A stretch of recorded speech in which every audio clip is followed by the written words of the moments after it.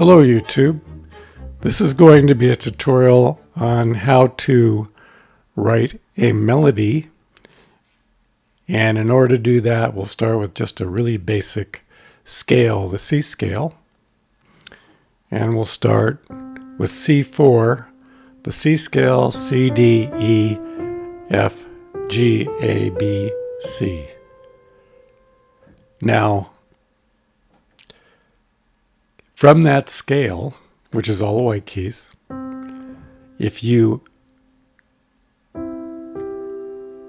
go skip one note, you have C, E, skip the F and go to G. So if you do every other note starting on C, that gives you a C chord. And if you go up one note to D and then skip every other note, you have a D chord. It's actually a D minor chord, which is also called the second chord of the scale.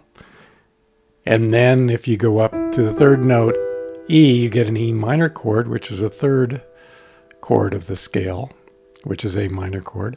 The next note up is F, that gives you an F major chord. And the next note after that, G, which is the fifth chord of the scale and a major chord.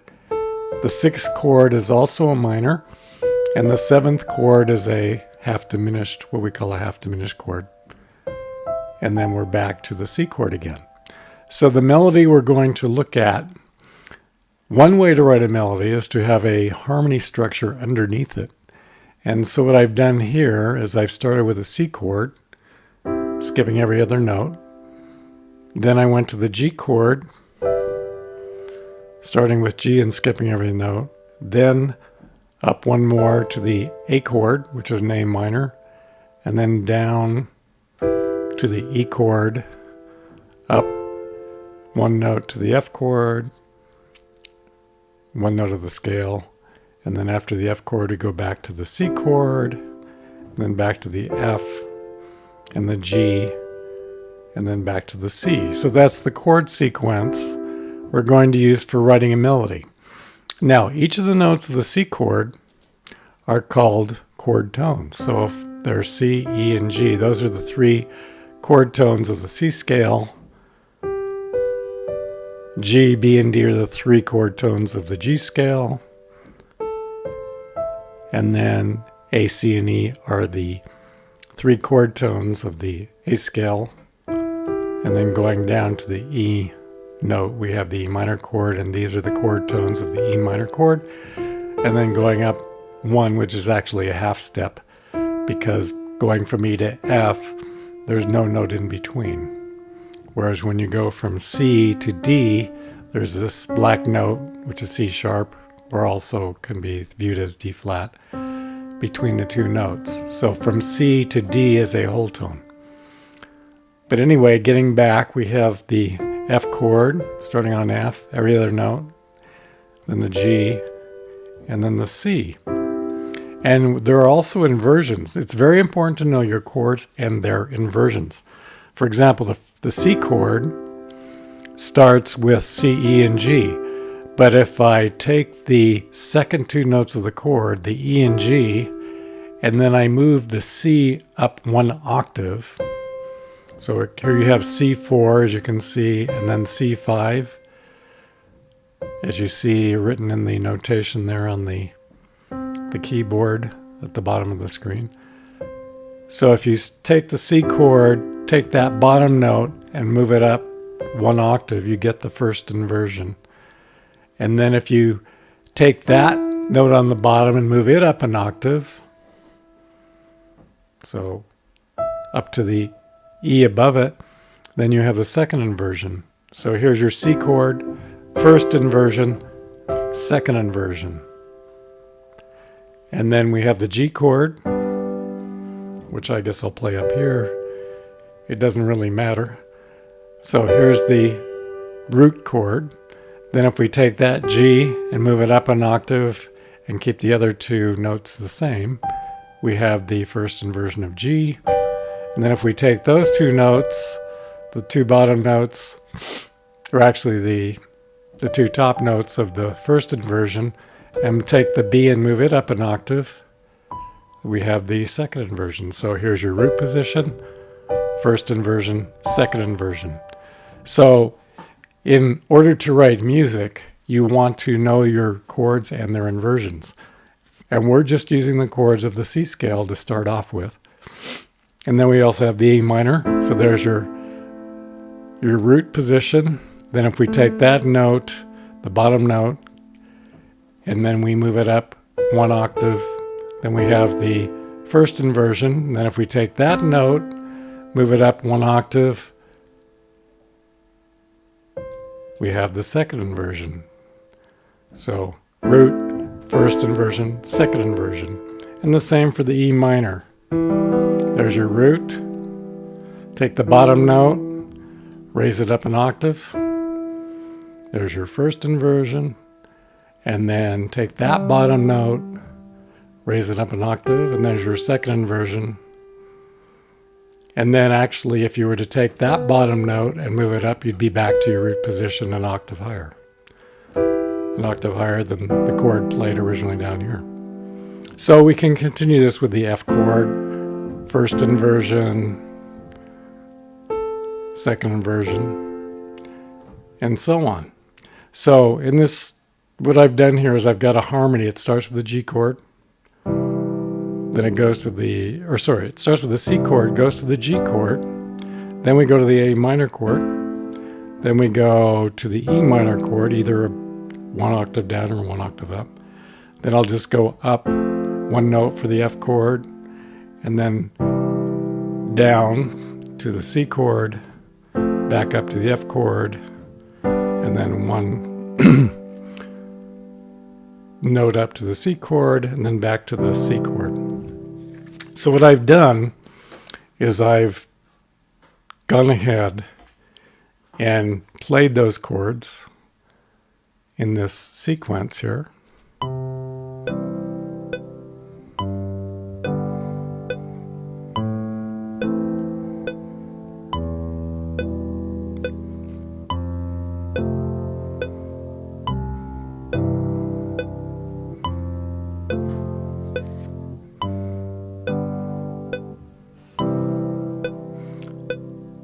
So that's the chord sequence that we're going to use to write a melody. Now, initially we're going to write the melody just using the chord tones, and I'm going to use an oboe for the melody. And so here goes our first take with the melody just using chord tones of these chords, which are just the white notes, and every other note is the chord. So here we go. So I'll make it real easy. I'll just take the first two notes of the chord of C for the melody.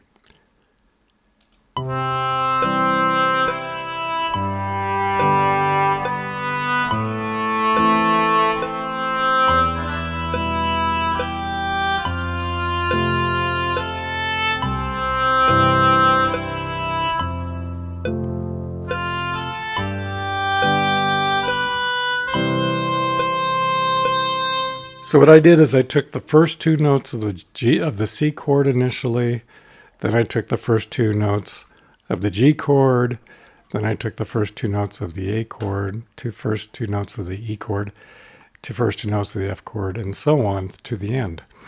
Now, because I'm using the oboe, that's the lowest note the oboe can play, at least with this patch from the Cinewinds. So if you try and go lower, nothing happens. So you have to be aware of where your limits are in the range. So again, let's do that one more time. So starting with C.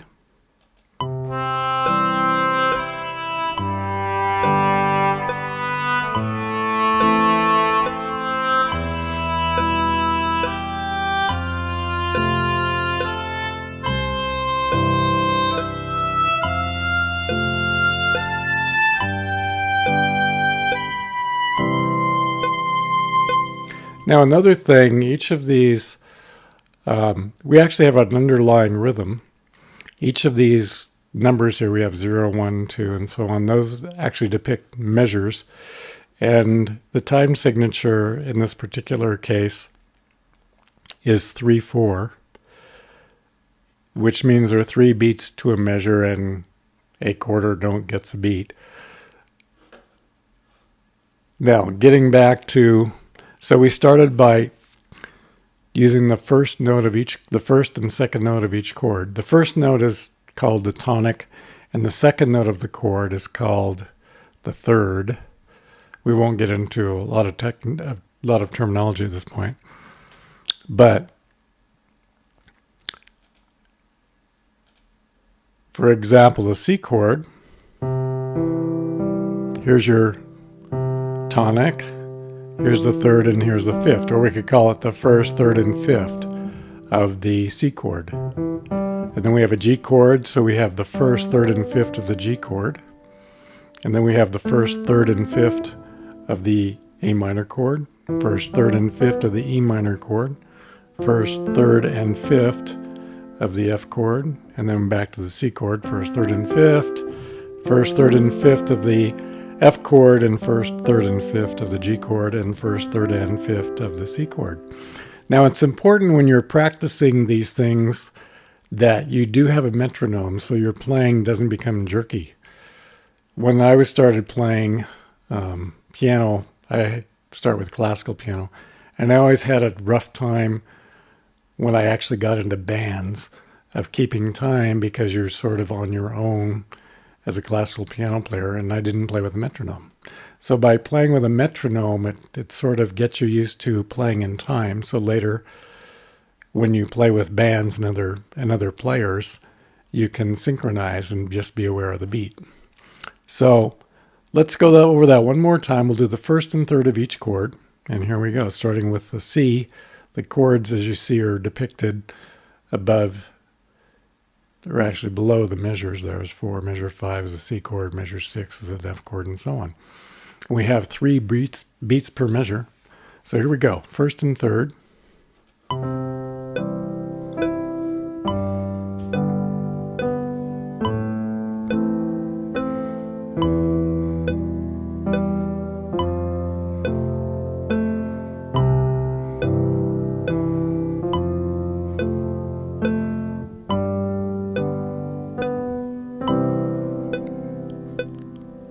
And then back to the first and the last measure, measure 8, because we just have the C chord.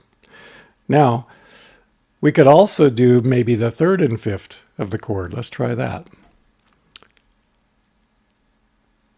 So again, here's a C chord.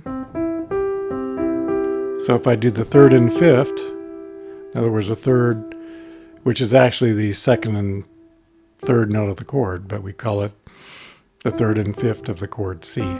So if we do thirds and fifths, the C chord, and then the G chord, you do the third and fifth, you get those 2 notes, B and D, and so on. The A minor chord, third and fifth would be C and E, because there's your first.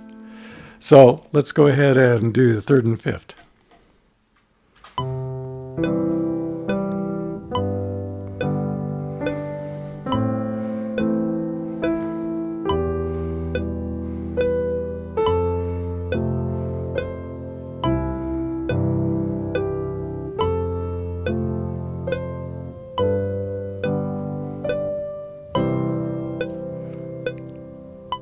Okay, now I've sort of switched to the piano for the melody, but we could just as easily do it with the oboe, and it gives us a little more orchestration value because we're using 2 different instruments instead of just one. Now, so we've done first and third, third and fifth. Now another thing to get a little bit more in depth with our melodies and makes the melodies more interesting, let's look at the C chord again. Actually, I'll use the piano for this. So if we have the C chord, there is a note between the first and the third, which is the second. And there's a note between the third and fifth, which is the fourth. So we could actually use these notes as well in our melodies. For example, we could just, instead of going first and third, we could go first, second, and third in our melody. And then, or we could go third, fourth, and fifth in our melody. For example, let's just do first, second, and third instead of first and third like we were doing earlier. For the G chord, there's your first and third. So if I go 1, 2, 3, first, second, third. And then for the A minor, here's your A minor chord. So first, second, third, and so on. So let's, for each of those chords, we'll go ahead and do first, second, and third for our melody. So it'll sound like, and I'll use the oboe for the melody now. So here we go, starting with the C chord.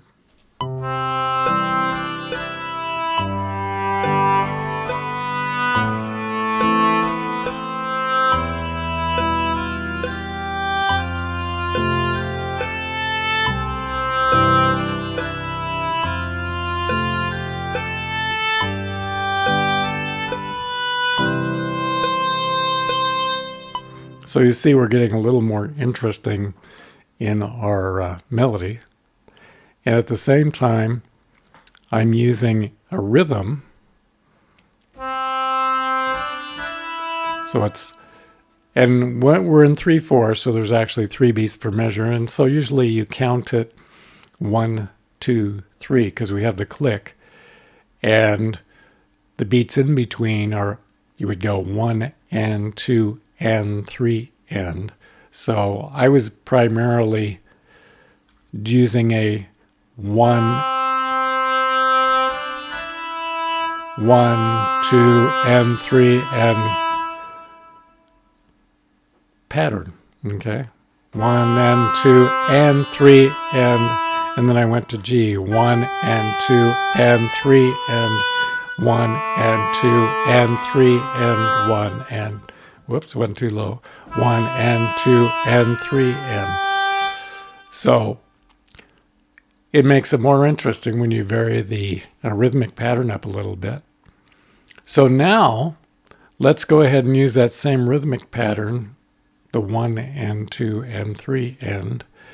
And then instead of using the first, second, and third, if we look at the C chord, going back to the piano, since the piano is polyphonic, and unless you have a sustain patch for the oboe, it's going to be legato, which means you can only play one note at a time. So with the piano, if I were to do an A chord, instead of doing 1, 2, and 3, I could go 3, 4, and 5 instead. So let's go through it one time with 3, 4, and 5. For the G chord, that would be B, C, and D. But you just want to get these patterns under your fingers. For example, you could start with the C chord and go 3, 4, 5, or you could even go 1, 3, 4, 5, 2, 3, 4, 5, third chord, 3, 4, 5, fourth chord.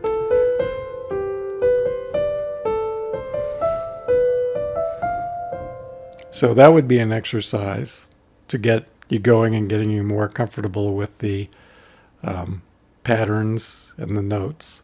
So let's do a 3, 4, 5. Maybe we'll add to it a 1. 1, 3, 4, 5, like so. So here we go with a 1, 3, 4, 5 pattern. And I'll switch over to the oboe.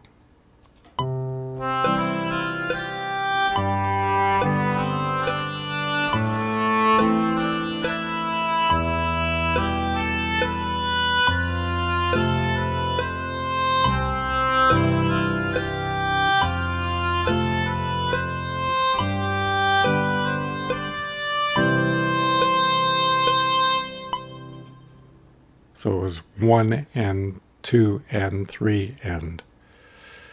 So 1 and 2 and 3 and. That was the pattern we were using there. But primarily you just sort of hear it, the pattern, and we're using the same one, so it's fairly easy once you go through it. Now, remember earlier we talked about first inversions. So here's the root, first inversion, second inversion. And we talked about using chord tones. Well, we started with the first and the third, and then we went to the third and the fifth. Well, you can actually instead of starting with the first and third or third and fifth, you could go third, fifth, and then back to the original tonic, or first, fifth, and eighth, we could call that. Because when you number the notes in the C scale, 1, 2, 3, 4, 5, 6, 7, 8. So, and when we use the G chord,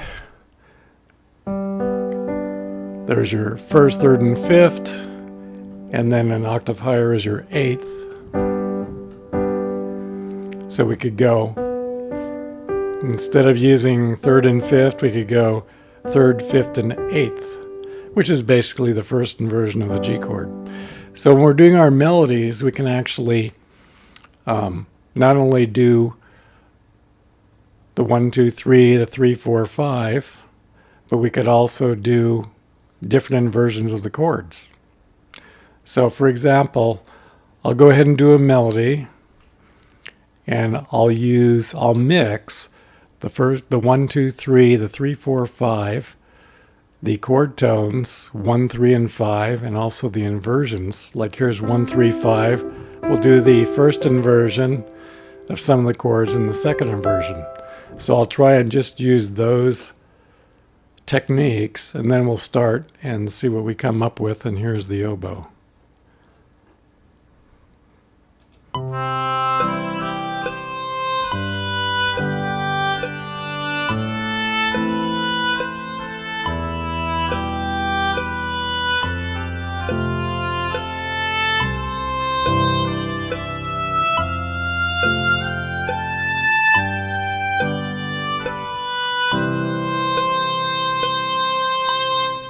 So there I used several of the techniques.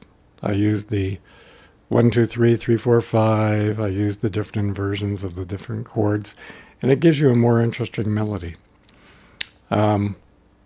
So that will do it for this beginning tutorial on how to write a melody using chord tones. And by the way, when we do, let's say, a C chord, we're doing 1, 2, 3. The 2 is called a passing tone. So we're starting at the 1 of the C chord. The note in between the first and third is the second. So it's called a passing tone of the chord. Similarly, going from 3 to 5 would be a passing tone F. So E, passing tone, G, chord tone. So yeah, passing chords and chord tones.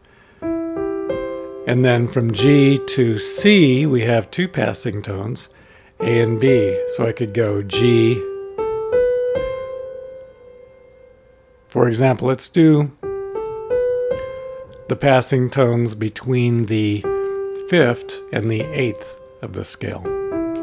So doing a C chord, here's your 8th, so you've got your 1, 3, 5, 8 note. And then the passing tones from your 5th to your 8 would be A and B. So let's do a melody using the passing tones.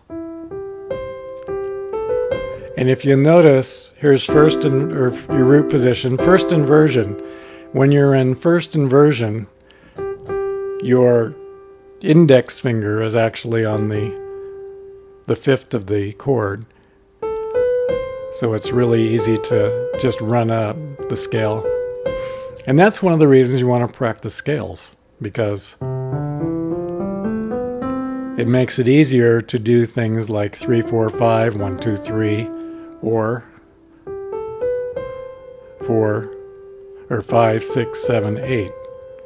So here's your 8th note of the scale, 7, 6, 5, 4, 3, 2, 1.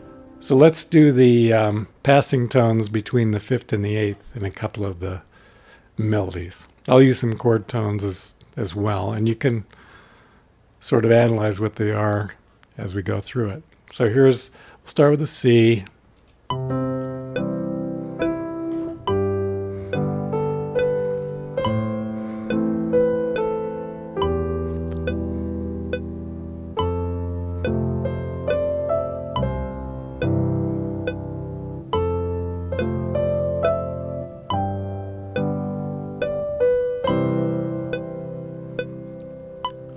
So I actually used it in the first inversion of the F chord. I went.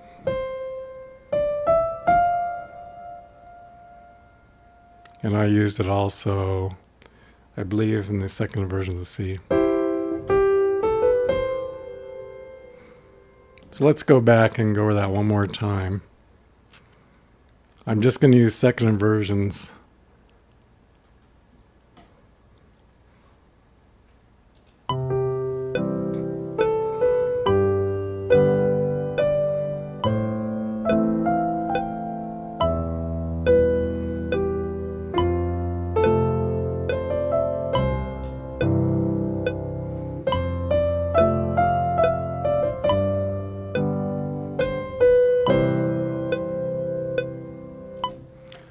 So we're using more notes of the scale. And actually, if you think about it, each of these chords, like if we're doing a C chord, we could play all the white notes of the scale starting with C. So let's do that. And for a G chord,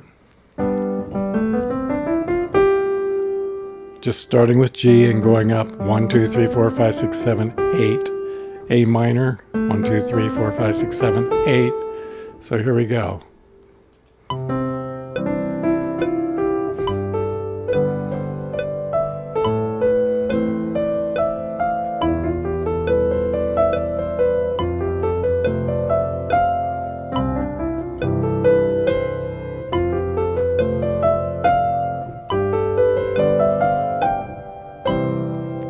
So there we actually used all 8 notes of the individual scales starting on C, and or at least most of them. Some of them we used all of them, and some of them we just used the partial notes of the scale.